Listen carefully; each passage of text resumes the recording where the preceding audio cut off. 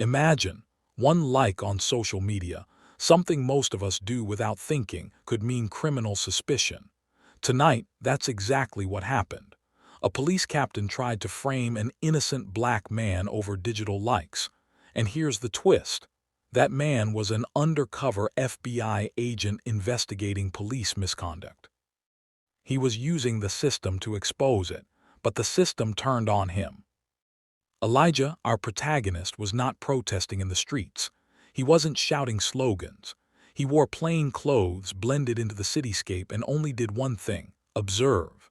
An undercover FBI agent assigned to catalog patterns of racial profiling and departmental misconduct within local law enforcement. His tools: cameras, files, and yes, social media. Undercover agents often create profiles to blend in. Elijah liked posts from civil rights groups, community organizers, online discussions on police accountability, not with radical intent but to look credible, because credibility is everything underground. He carefully followed pages critical of police violence. His job: to log these patterns so the FBI could build a case from the inside. Yet what should have aided justice almost destroyed him. Captain Marcus Reed, a decorated officer with a reputation for tough policing, noticed the entries in the watch list. Elijah's digital footprint flagged, civil rights page liked, community protest post liked. Reed interpreted those likes as sympathy for civil unrest, not real context, just prejudice-driven assumptions. He began compiling what he called evidence. Reed wasn't petty, he was authoritative, on paper a leader, in practice an iron fist. He viewed dissent, even online dissent, as insubordination. One afternoon he summoned Elijah not to investigate but to accuse. The social media likes were relabeled endorsements of criminal behavior, Reed alleged. Elijah liked posts about riots and destruction, thus supported rioters.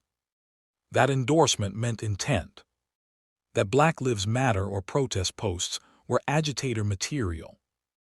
Therefore Elijah was complicit in potential violence. The interrogation room was windowless. Elijah pinned in place. Reed paced. He stared at Elijah's file, name DOB likes, Reed's voice low but cutting. You like posts calling for resistance. You support people who want to burn our city down. That's not your opinion, it's your character. You're aiding agitators. The tension grew. A single timeline social media feed used as legal ammunition, a lie poised as truth. And Elijah, he remained calm, professional, but inside, anger roiling beneath restraint. Elijah's handler, Agent Daniels, noticed Elijah had missed check-ins. No response. Hours passed. Simple safety protocol triggered alarms. But down in the precinct, Elijah's FBI badge didn't matter yet, because Reed hadn't called headquarters. No flag, no memo. Elijah was essentially trapped between worlds. He was alone under interrogation. The accusation, digital radicalism. But Elijah's actual mission, documenting policing bias. They grilled him. Why did you like these posts? He said. To maintain my cover. They didn't care. Reed's tone was accusatory. Cover or conspiracy? You're playing both sides, criminal sympathizer and federal spy. Elijah answered truthfully. I'm FBI, showed credentials.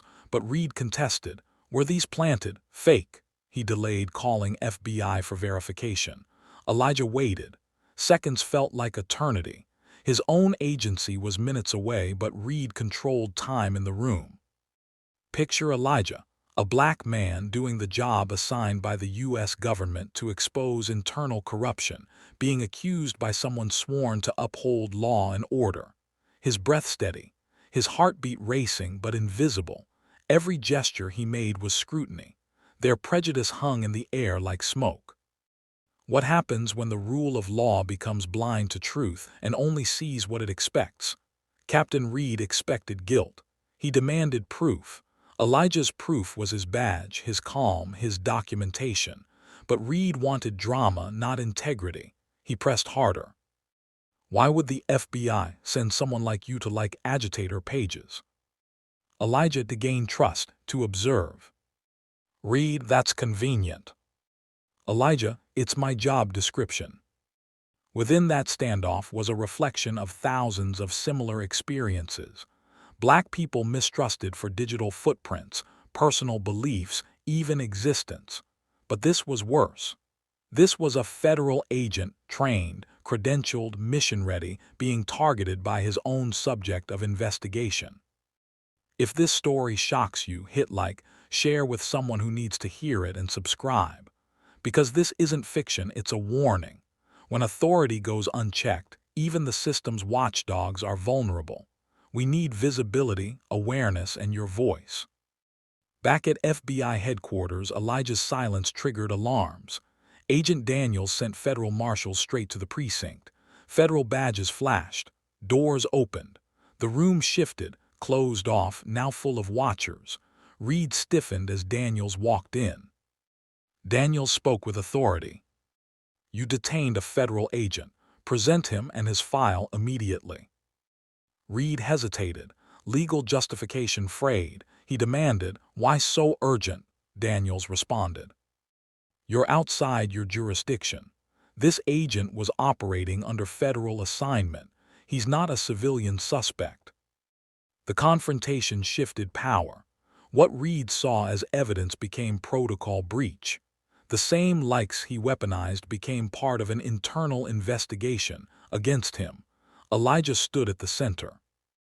Daniels reviewed evidence, Elijah's cover files, interview logs, Reed's accusation. The FBI handler then asked, "Explain why you detained him over social media likes." Reed's voice shook. I thought it was probable cause." Daniels' response was sharp. "You presumed guilt without context. That's profiling, exactly what he was investigating." The exchange embodied the injustice Elijah was meant to expose. It wasn't random. It was rooted in bias.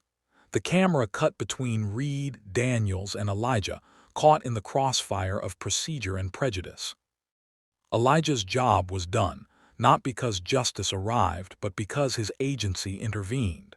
Yet the incident remained a warning. The system nearly destroyed its own witness. Within 24 hours, Elijah was released.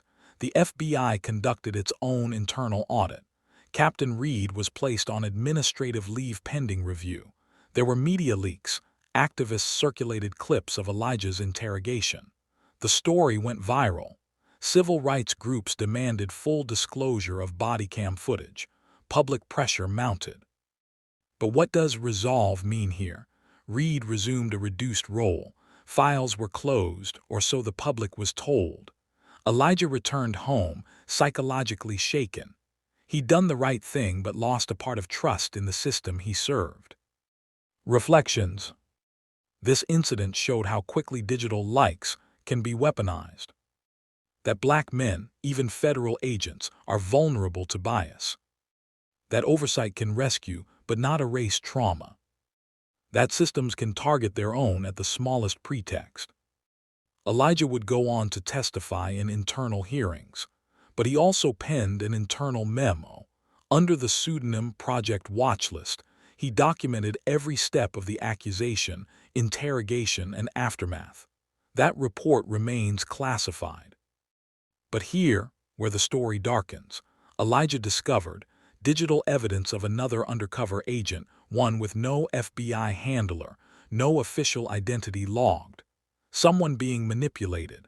He found spreadsheets, internal emails, all hinting at a secret lab of false charges built on digital fingerprints. Later, the story will reveal hidden bodycam footage showing edited audio. FBI audit logs exposing overlooked past complaints. Elijah's own testimony describing what he uncovered in undercover days. Cryptic emails hinting at broader departmental suppression. Beyond Reed, a pattern of targeting black agents with false digital evidence. Was this isolated or just the tip of a hidden iceberg? Stay tuned. It was supposed to be a routine Saturday. Just another afternoon in Millstone, a small Georgia town where the coffee shops close at 6 and everybody knows your name. But for one man, That day would become the start of a terrifying chain of events, because when you're black in America, even silence can be suspicious. Elijah Warren wasn't wearing a badge that day.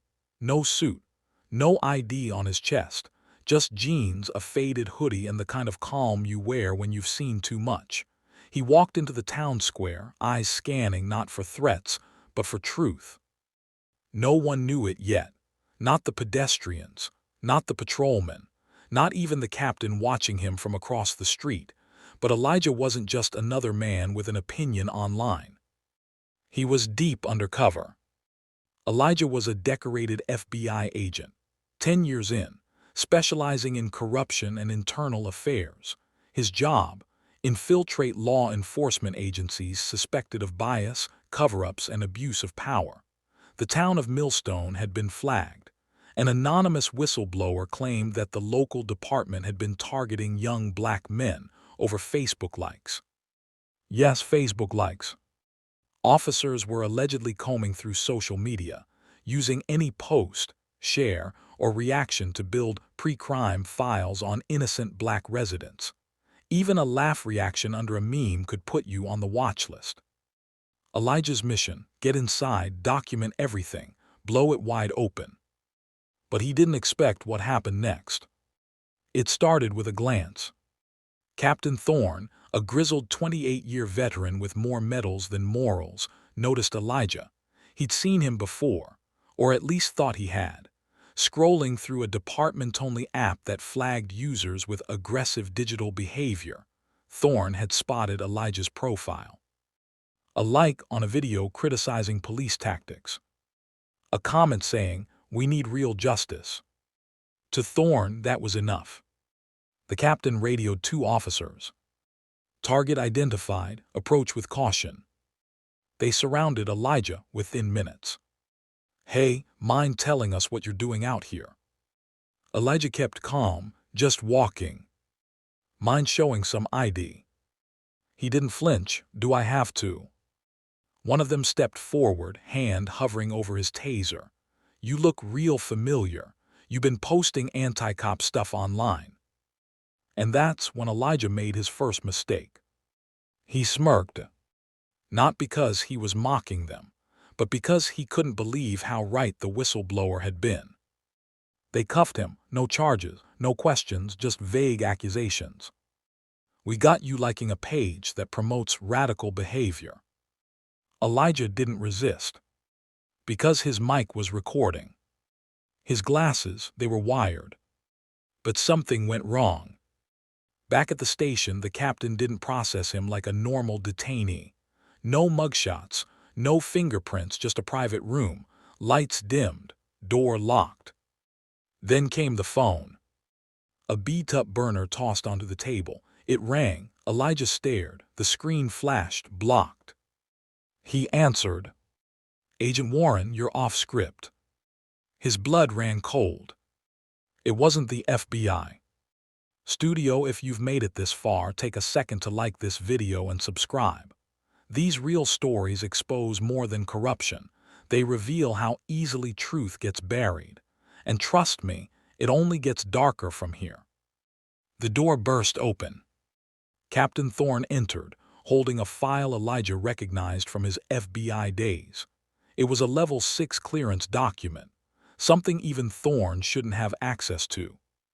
"You think we don't know who you are?" He dropped the file. Inside, photos of Elijah from years ago, missions classified above top secret. There was no way they could have gotten that. Unless there was a mole. Elijah leaned forward. "What do you want from me?" The captain whispered, "To delete you, digitally, legally, then physically." Elijah wasn't just being framed, he was being erased. The program he was investigating, it wasn't just a small-town thing. It was part of a wider network called Project Resonance, run by a secret syndicate of ex-military, active cops, and cyber analysts. Their goal: to use AI to predict future threats, but it only targeted black and brown users. Elijah's job was to document the local pilot version. But now he was in the data set. He was the threat. Using a panic signal embedded in his belt, Elijah triggered a silent alert, a failsafe embedded in every deep-cover agent's uniform. Within 12 minutes, an unmarked black van pulled into the backlot. 3 agents stormed the building. But the station was already scrubbed. Files gone, cameras wiped, the burner phone melted. Captain Thorne had vanished. The story exploded. CNN, MSNBC, independent journalists. Undercover black FBI, agent nearly framed by AI policing program. But the narrative was twisted. They called Elijah a rogue operative. Said he went too far. Said he endangered civilians. Even within the Bureau, whispers began. He knew too much. Why was he alone? Who let him get that deep? Weeks passed. Elijah was placed on forced leave. No badge, no access. He began investigating on his own. He tracked encrypted signals, followed digital breadcrumbs, chased whispers through old informants. And then he found it. A server farm deep in rural Alabama, hidden under a fake agricultural company. There he found a file. JAXON7. It was a mirror copy of the predictive policing program. Only this one had his name at the top of the list. Below it, thousands of names. All black, all flagged. Then the screen glitched. A message appeared. We see you. His laptop shut off. Power surged. Seconds later, a black SUV pulled up outside his apartment. No plates, no lights. The door handle turned. He reached for his backup phone. Dialed his handler. But the line didn't ring. It was already connected. And a voice on the other end said, "Agent Warren, you were never meant to make it out. Studio, what would you do if the system you swore to protect turned on you? If justice itself became your enemy?" Part 2 drops soon. Subscribe, turn on notifications, and drop a comment if you're ready for what happens next.